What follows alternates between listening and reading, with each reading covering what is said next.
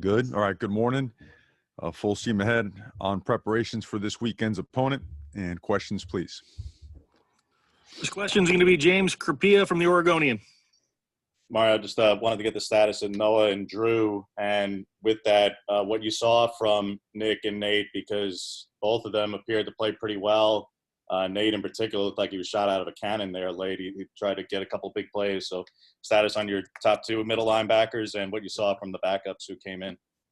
Good status on the top two guys. Noah and Drew are ready to roll, and extremely proud of both Nate and Nick, both those guys. I mean, they've paid their dues now. Two guys that have walked on here. Obviously, Nate was put on scholarship earlier this year, has earned a scholarship after being here for a couple of years, but they stepped in, they threw their bodies around, they played physically, they were on point assignment wise, and they provided some really quality play for us and really helped our defense. So the other two guys are good to go. Eric Scopel, 247 Sports. Mario, last 2 weeks, you've had a hard time putting teams away in the second half, outscored in both. Do you believe in a clutch factor, that kind of thing? And do you think this team has it? And I guess if they don't, how do you improve upon it? I believe in finishing. We believe in finishing. That's what we do. It's what we preach. It's what we practice. It's what we train in the off season. And we've got to do a better job of doing it. I mean, when the moment is there and it's time to have it, it's time to execute. It's time to coach it the right way and then time to get the results. So, and we didn't do that the past couple of weeks. We have done it in previous weeks. And certainly we did enough early in the season to put ourselves in a position to play for the North. But the past couple of weeks, we haven't. And the best way to improve that is to recognize it, look it dead in the eye, and go work at it and improve it. So that's certainly a center of attention and focus for us this week. Tyson Alger, The Athletic. Have you seen any difference in the way just Travis Dye has carried himself this year? I mean, his averages per touch are pretty insane. I mean, year 3, his brother's gone. Just what's working for him this year? Without question, his approach to the game, his approach to leadership in the locker room, on the field, his approach to practice, his voice being heard, his demeanor, and then, of course, the way he's been playing, his appetite to make explosive plays or make a block. You've seen him. I don't know if you've seen him. He's also on our kickoff team as well. To in any way, shape, or form contribute to the football team, shows his love for the game, his love for his teammates and our program. So I can't say enough good things about him. He served as captain a couple times and is on our leadership council. So really big things going on now and ahead for Travis Dye. At Preem, 247 Sports. Saw a lot of Christian Williams and Swinson and Dorless against Cal. Maybe a little bit fewer snaps than normal for Jordan Scott. Is that just those guys playing better, or is it being a conscious effort of keeping guys fresh? It's keeping guys fresh, and the fact that those young guys have, those guys have been getting better. And, it's something we hit on all the time. Football is a development game, and I think sometimes guys get a little bit, antsy or frustrated when they don't get it early. Well, if you're a redshirt freshman and you're getting quality snaps, meaningful snaps, especially in the interior, that's a big thing. I mean, to me, that speaks loudly of what the future looks like, So those guys have worked hard. They've earned time. And when they got in there, you know what? They had some pretty consistent play. They had some really productive plays and others they'd like to have back. But overall, just doing a better job coming out of our hips and using our hands, striking blockers. And those guys certainly provided some good play for us. Ryan Thorburn, Register Guard. Mario, you kind of mentioned the stakes with the North Division.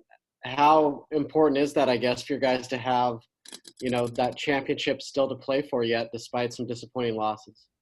Well, I mean, at the end of the day, that's always one of the biggest goals that we have, with the focus being completely on making sure that we take care of the things we need to improve on. We've always been of that mindset that the next game is the most important game because it is the next game. Just so happens this one has even more at stake than just a regular season game. But we knew it, right? When you entered this season and everything's a conference game, every single game is almost like playoff football. We have a great opportunity on Saturday. Our guys recognize it, and they're eager for the opportunity. Julian Minnesota, KZI. Mario, did you see the response that you wanted out of these last few practices after back-to-back losses? And what are the things you look for out of a practice after losses as opposed to ones where maybe you win? Well, I mean, I think all the time you look for consistency regardless of which way it goes. You look for a commitment to the process because at the end of the day, you don't you certainly assess what the result was, but what was the process getting to that result and where can it improve? Because that's what's going to lead to better results. For 2 consecutive weeks, we haven't gotten the result we've wanted. And it's come down to the last minute of the game. So what does it tell you? Guys are scrapping, guys are fighting to try to get it done. And we've come up short. And the pieces, the instances, the plays, the coaching opportunities, they're all over the place. And they're there for us to improve upon. And I think when our guys, the more we watch that and the more we see ourselves improve in certain areas, the hungrier they are, the more the appetite to get the rest of those things ironed out, corrected, improved, move forward. That's what I see from our guys, and we expect a great couple of practices the next couple of days. James. Mario, what are the talking points on the 2 fumbles and the coaching points to correct them? Because they happen so quickly, other than the ball going elsewhere on those plays. How does one correct Tyler there once he's wrapped up? I realize maybe a little tighter, but Johnny especially, that happened so fast. What could have been done to avoid that in the future? What could have been done in those instances?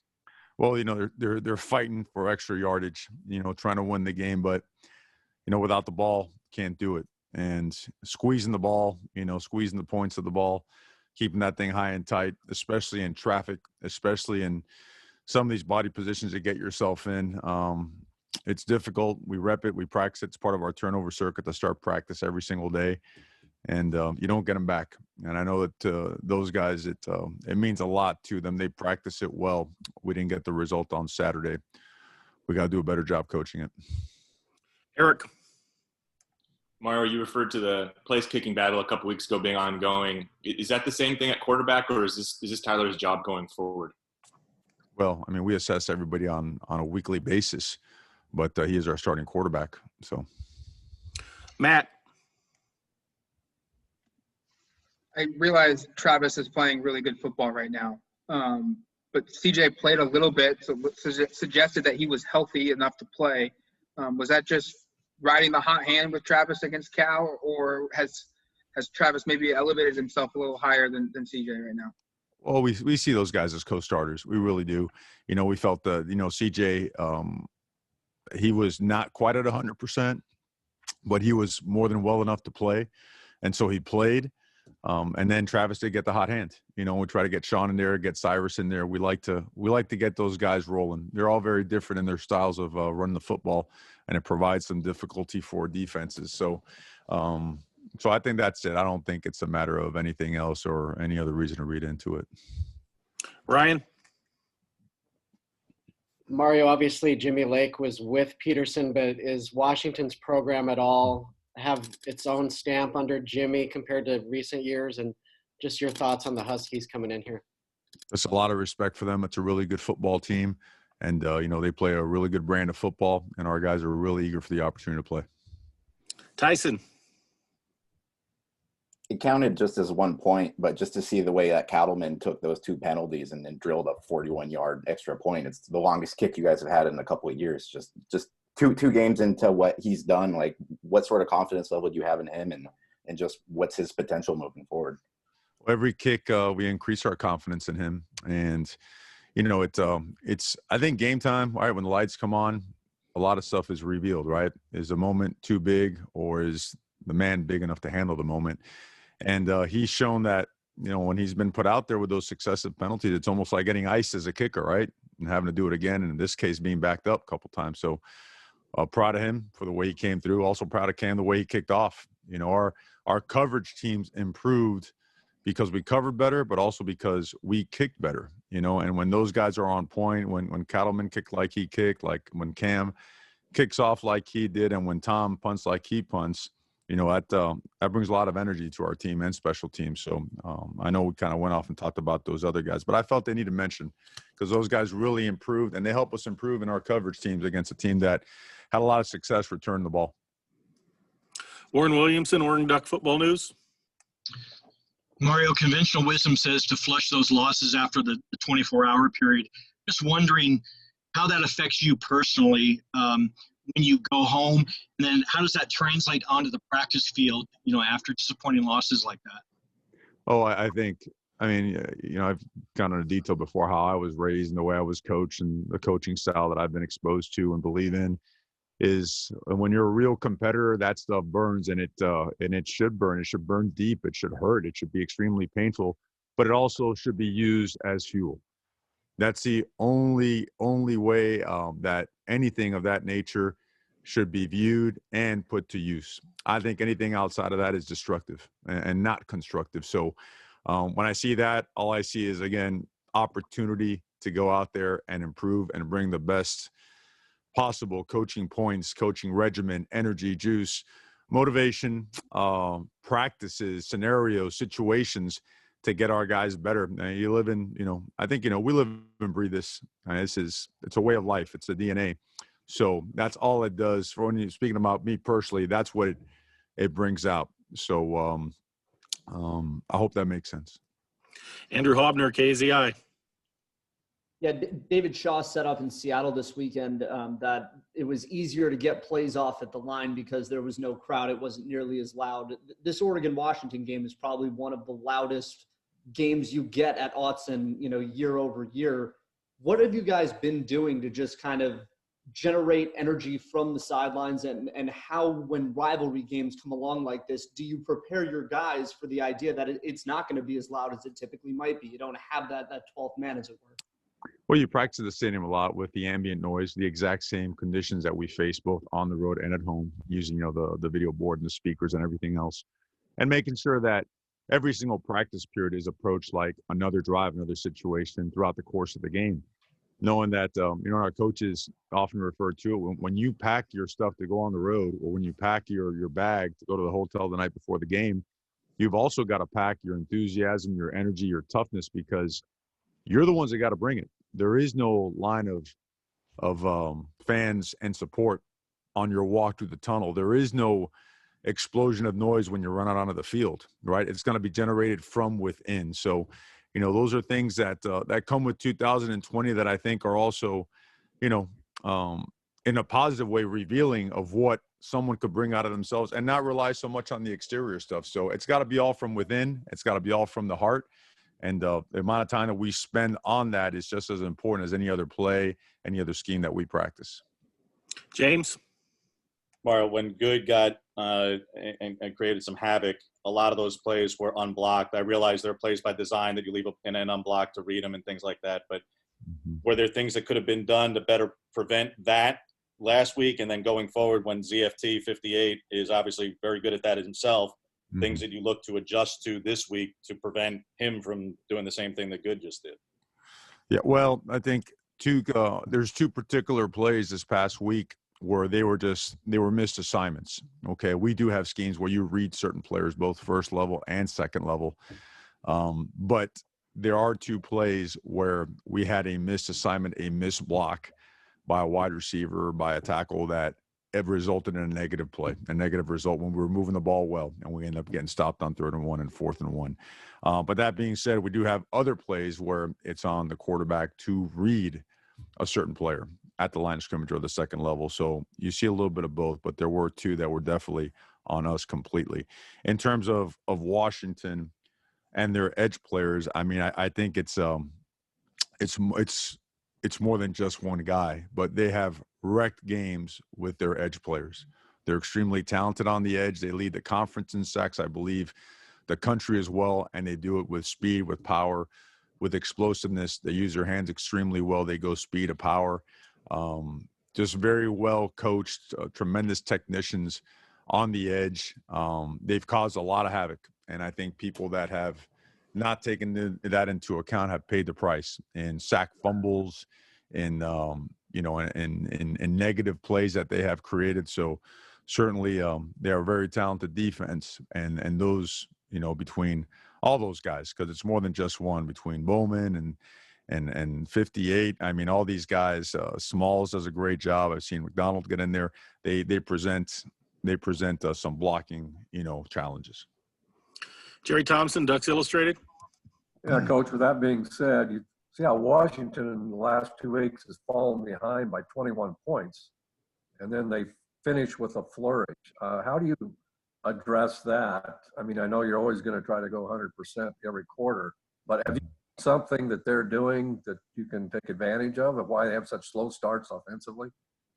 Well, I think two things. I mean, it certainly is a different year.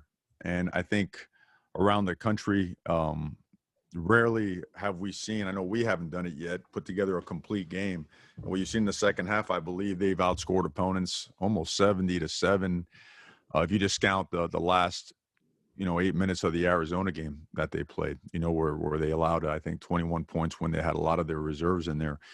So it shows that obviously they have a ton of really good players. They make a lot of plays, make good adjustments, and can be explosive as they need to. In terms of the first half, I think football is being played, and I think sometimes people make plays, but I don't see any drop off in their level of play. I see some adjustments. I see some plays being made on both sides of the ball. But you have to be aware of the fact that when you're playing conference football, you're playing rivalry games. I mean, you have to play to the very last second and overtime and beyond, just because, all these games are coming down to the fourth quarter. And it's going to require every bit you have and nothing but your very best. Eric. I realize this is a regular season game, but this week's for the Pac-12 North. Next week, if you win, it would be for the Pac-12 championship. These weeks or these games, everything's on the line here. Given the last 2 weeks, how ready and prepared do you feel like this group is to take that on? Because it is a lot. Oh, we don't look beyond tomorrow's practice. We set the picture on Sunday, what the opponent is, what the goals are, what we have to do to get there, and immediately set our minds on the task and the processes to get us there. That's how we've always had our best success, and when you come up a little bit short, like you mentioned, you realize a lot of things. You realize where you did good and where you could do better, and you realize where the edges are that you got to gain and back to do so. And our guys are confident in that. Our coaching staff is confident in that. The edges are there to be had, and but we don't. All we focus on is making sure that we can play the very best football we can possibly play. We know we're facing a really good opponent, and our guys are really, really excited to attack the opportunity to get at practice tomorrow and put ourselves in a situation where we could have success. Matt. Do you anticipate Devin Williams being available this week? And then the punt return with illegal substitution, I guess, how do you correct that so it doesn't happen again? Because that was a pretty game-changing penalty for you guys, for them going down and scoring. It's inexcusable. That's as blunt as I could be about it. Different personnel grouping that involved a bunch of different DBs, and when the change took place, it wasn't done. So inexcusable. In terms of Devin Williams, we expect him to be available. We expect, I mentioned Drew Mathis already. We're not positive on Dante Manning. I know Nick Pickett was made available at the very last second last game, but we expect him fully available this game. Time for two more. Max Torres, Scoop Duck. Mario, building off what Eric said a little bit here, certainly a lot on your plate here in a very unique season, preparing your team, turning them around with a trip to the conference championship on the line. How do you manage all that while also, making sure things are locked in with recruits heading into the early signing day here? I mean, that's what the job entails. It requires everything of what you have 24/7. And honestly, I enjoy every bit of it. I really, really do. I think that this profession, there has to be an understanding in your own home that you're going to be on. Like when you're the head coach, an assistant coach, or coordinator at a Power 5 institution, you're responsible 24/7, right? And then this year, obviously, you got to throw in COVID and protocol and all that stuff that goes with it. So, you learn. You just keep learning. You keep but you're always like, all right, how do we resolve this? How can we make this part better? So whenever, these things come from out of the blue, if you have an opt-out, right? You have an injury, if you have a quarantine case, whatever it may be, you just have to, because if you stop and you start thinking about, oh man, you're going to hurt your team, and your responsibilities to this team, its players, and the family. So I guess that's my best shot at answering that, brother. I'm trying to give you what it is. Just, stay on, stay on alert, foot on the gas, and no stopping, Last question goes to James. All right, I wanted to get the status of a couple other guys, but also evaluation of how their replacements did. Daywood and Addison, but what you saw from Stevens and DJ in the secondary, and Hudson, who played probably the most that he's seen at receiver. What did you see from those guys, and what's the status of Daywood and Addison? Okay, Daywood is unavailable. Addison will be available. You mentioned Chris Hudson, DJ James, and who else? Steve Stevens. And Steve Stevens. Okay. Yeah, I think all those guys played really well. I think Chris Hudson's going to be a great player. I mean, he shows it in practice. He's learning a lot of different positions. You know, we're not in a season like this, guys have to play in different spots, but he is playing better and certainly getting his chance in the return game as well. Steve Stevens and DJ, really a lot of confidence in both those guys right now and in the future, that both those guys are going to be excellent football players for us. They did really well in the game. Not only did they make, some really, really provided some really good quality play for us, but they were ready. They were ready for some of the other packages that we had that entailed them. So really high on those guys. Thank you, Coach. Appreciate your time. All right, guys. Thank you. You have a blessed day.